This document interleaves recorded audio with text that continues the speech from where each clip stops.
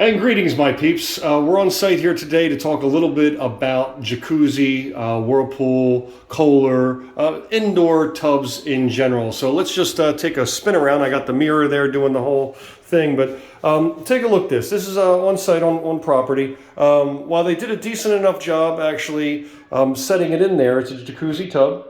The problem with this is that all the controls, which is great, are on this side. These air switches typically go bad, and we just typically replace with a relay-based system, electronic, that just controls the plug. But take a look in the back there. Well, there's our pump. How the hell am I going to get to the 2 feet on the bottom or to the one on the back? So what happens is this is completely encapsulated to the point that I cannot do a corrective repair. While the repair itself, even if I wanted to replace the air switch on it, could be done, I can't even put a relay system in because we have to bypass the air switch in order to do it. I guess the biggest takeaway from this whole thing is while they did it right and they bought the controls on this side to gain access to, they encapsulated me over here, and typically what there is an access panel over here. And sorry, it's a steam shower we're working on right now too. So, but take a look, I can't pop that out and fix that unless the homeowner's willing to, knock out tiles and redo those bottom two tiles. So that is an option, I guess. What the typical install would be great to turn this tub the opposite way, have all the water inside that wall, I guess.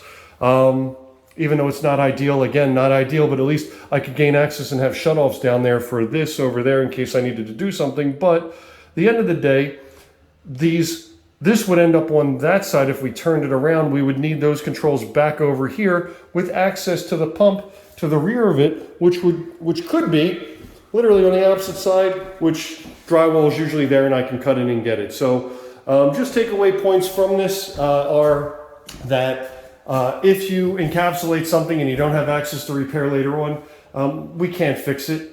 Unless we start banging out major tile, and it gets very expensive at that point. If I gain access to the other side and bang through, I can do it.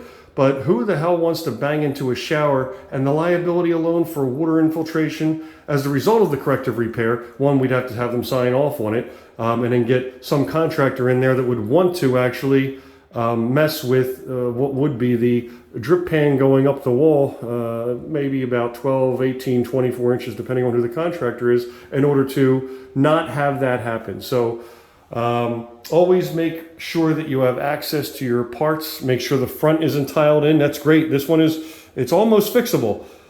And it's one of the better ones I've seen where you can actually access the front and get your paws in there and be able to do some stuff. But when you have to go all the way to the very back and unscrew bolts that are all the way in the very back corner back by that jet back there, it's impossible. And all the plumbing is really, even though it's in the soft PVC, it's still rigid after all these years of sitting in there. So hope you've learned something from this, and let's get it right the next time.